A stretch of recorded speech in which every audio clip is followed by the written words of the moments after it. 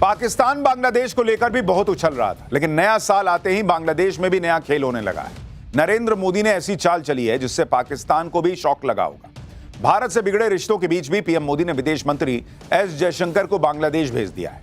विदेश मंत्री S Jaishankar PM Modi का एक लेटर लेकर बांग्लादेश पहुंचे तो यूनुस सरकार टेंशन में आ गई।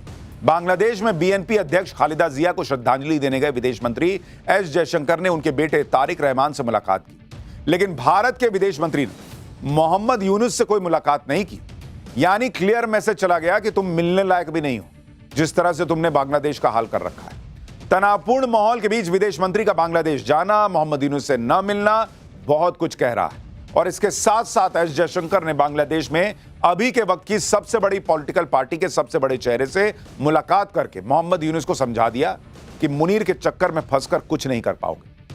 बांग्लादेश में पीएम मोदी ने कैसे मुनीर के प्लान पर पानी फेरना शुरू कर दिया है, इस रिपोर्ट में देखिए, आपको एक एक चीज समझ में आएगी।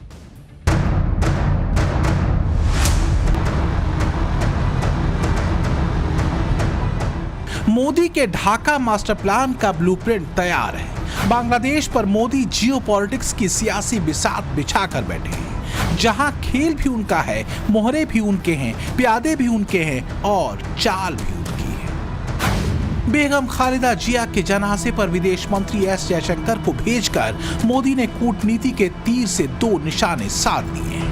पहला है भारत बांग्लादेश के रिश्तों में आई तल्खी को नरम करना और दूसरा बांग्लादेश के नंबर 2 मैन को बांग्लादेश भेजकर दुनिया में संदेश देना कि भारत रिश्ते सुधारने में पहला कदम बढ़ा चुका है। बांग्लादेश से वापस आकर विदेश मंत्री ने क्लियर मैसेज भी दिया कि भारत से दूर होना उसके पड़ोसियों के अपने हित में नहीं है, क्योंकि भारत जिस स्पीड से आगे बढ़ रहा है, अगर वो भी ऐसी ही तरक्की करना चाहते हैं तो उन्हें भारत के साथ आना ही पड़ेगा। I was there in Bangladesh just 2 days ago. I had gone to represent India at the funeral of the former Prime Minister of Bangladesh, Begum Khalida Zia. There is as I said, a good neighbor, bad neighbor, but an overall neighborhood policy. Most of our neighbors, I think, have, the realization that India's growth is today a lifting tide.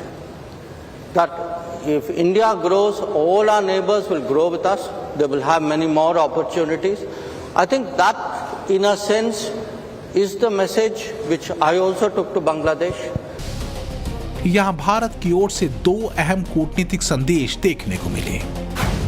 विदेश मंत्री बेगम खालिदा जिया के बेटे और BNP के नए face Tariq Rahman से तो मिले, लेकिन मोहम्मद यूनुस से कोई मीटिंग, कोई मुलाकात नहीं की। एस जयशंकर के बांग्लादेश दौरे की एक और तस्वीर बेहद चर्चा में है, जब वो पाकिस्तानी स्पीकर अयाज सादिक से मिले और उनसे हैंडशेक किया। जयशंकर ने बांग्लादेश के मुख्य सलाहकार मोहम्मद यूनुस से कोई बैठक नहीं की, जो भारत बांग्लादेश संबंधों में वर्तमान तनाव की गंभीरता को दिखाता है। ये कदम खास तौर पर तब और ज्यादा अहम हो जाता है जब नेपाल के विदेश मंत्री और पाकिस्तान की नेशनल असेंबली के स्पीकर सरदार अयाज सादिक ने यूनुस से स्टेट गेस्ट हाउस में मुलाकात की। भारत का स्टैंड साफ है। जब से यूनुस सरकार बनी है, वो बांग्लादेश में हिंदू अल्पसंख्यकों को सुरक्षा देने में नाकाम रही है। 300 से ज्यादा हिंदू और अल्पसंख्यक मारे गए हैं। लगातार हिंदुओं के घरों पर अटैक हो रहा है। अब यूनुस सरकार ने हिंदुओं के अधिकारों पर भी डाका डालना शुरू कर दिया है। बांग्लादेश सरकार की ओर से 2026 की छुट्टियों की लिस्ट जारी की गई है। इस लिस्ट के अनुसार बांग्लादेश में हिंदुओं को सरस्वती पूजा, बुद्ध पूर्णिमा, जन्माष्टमी, महालया की कोई छुट्टी नहीं मिलेगी। इस सब के बीच जयशंकर की यूनुस से न मिलने की स्थिति एक साफ राजनीतिक संदेश के तौर पर सामने आई है, जो भारत की नाराजगी और गंभीर दृष्टिकोण को दिखाती है। दूसरी तरफ मुल्ला मुनीर के पैरों तले भी जमीन खिसकी जा रही है। बांग्लादेश के लिए जो जहरीला प्लान मुनीर के दिमाग में था, वो फेल होता दिख रहा है। मोदी के ढाका प्लान की तस्वीर जब से मुल्ला मुनीर ने देखी है वो डर से कांप रहा है। मुनीर सोच रहा है कि बांग्लादेश में उस्मान हादी की हत्या के बाद चुनाव टल जाएंगे। हादी की मौत का ठीकरा भारत पर फोड़कर एंटी इंडिया सेंटिमेंट तैयार करके चुनाव को डिरेल किया जाएगा। लेकिन उस्मान हादी के भाई ने ही मुनीर और यूनुस का प्लान फेल कर दिया। हादी के भाई ने सामने आकर सीधे सीधे कह दिया कि चुनाव रोकने के लिए हादी को मरवाया गया है और अब खुद भारत के विदेश मंत्री का बांग्लादेश जाना, वहां जाकर बीएनपी के टॉप नेताओं से मुलाकात करना, यूनुस से न मिलना और पाकिस्तानी असेंबली के स्पीकर से हाथ मिलाना, ये सब कुछ मोदी के टैक्टिकल मूव का हिस्सा है। मोदी का ढाका मास्टर प्लान तो अब खुद पाकिस्तानी ही मुनीर को समझा रहे हैं। पर मुल्ला मुनीर आंखों में पट्टी बांध कर बैठा है। जयशंकर के हैंडशेक पर पाकिस्तान इतराने लगा है।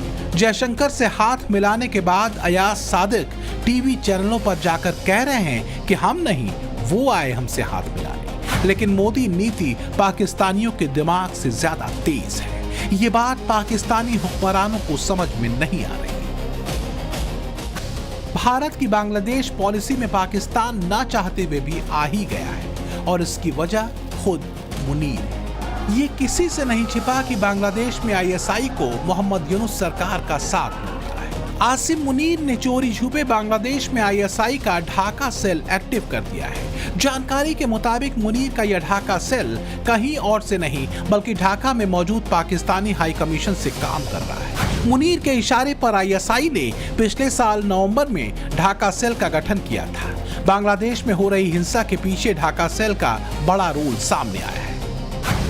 लेकिन तारिक रहमान की लंदन से वापसी के बाद बांग्लादेश की राजनीति में तीसरा कैरेक्टर आ गया है। तारिक की वापसी से यूनुस और पाकिस्तान के मंसूबे धराशायी हो सकते हैं, क्योंकि शेख हसीना की अवामी लीग के बाद बीएनपी ही है जिसकी पकड़ मजबूत है। ऐसे में अब यूनुस की राहें मुश्किल भरी होने वाली है।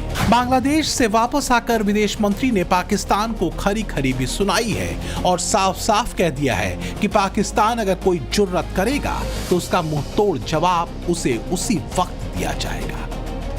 देखिए, कट्टरपंथियों के प्लान पर तो पानी मोदी फेर ही रहे, लेकिन जब पानी की बात हो रही है तो पाठशाला में अगला चैप्टर बड़ा जरूरी है। इंदौर में जान लेने वाले जहरीले पानी की रिपोर्ट में ऐसा क्या निकला जो सबको हैरान कर रहा है। इंदौर कांड पर होने लगे धड़ाधड़ एक्शन।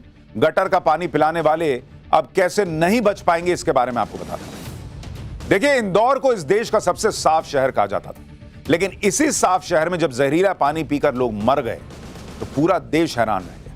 लोगों का गुस्सा भी इस पर फूटा कि इस तरह से गटर का पानी पिलाकर लोगों की जान लेने वाले किसी हाल में बचने नहीं चाहिए। इंदौर कांड पर कैसे अब धड़ाधड़ एक्शन हो रहा है, पहले इस पर एक रिपोर्ट देखिए, फिर आगे बताऊंगा कि इंदौर में जिसे जहरीले पानी ने लोगों की जान ली, उसकी रिपोर्ट में ऐसा क्या निकला जो आपको हैरान कर देगा।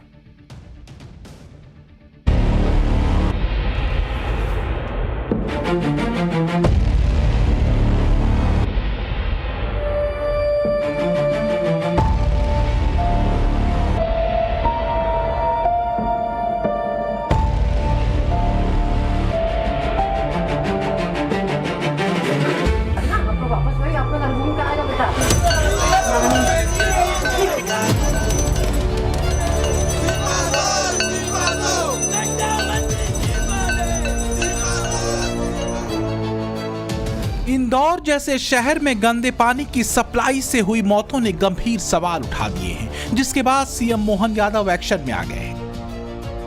उन्होंने इंदौर के अपर आयुक्त को तत्काल हटाने के निर्देश दिए हैं। साथ ही प्रभारी सुपरिटेंडेंट इंजीनियर से प्रभार वापस ले लिया गया है।